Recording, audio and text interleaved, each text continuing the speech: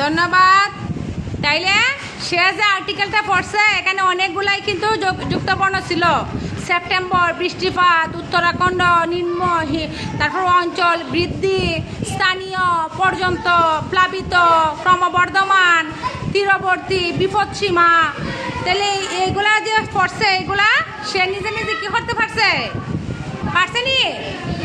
তাইলে এইভাবে আমাদের পারতে হবে। আমরা যে কোনো বেশিরভাগ যদি আমাদের বাড়িতে পত্রিকা আসে, ম্যাগাজিন আসে, আমরা এগুলো পড়বো, ঠিক আছে?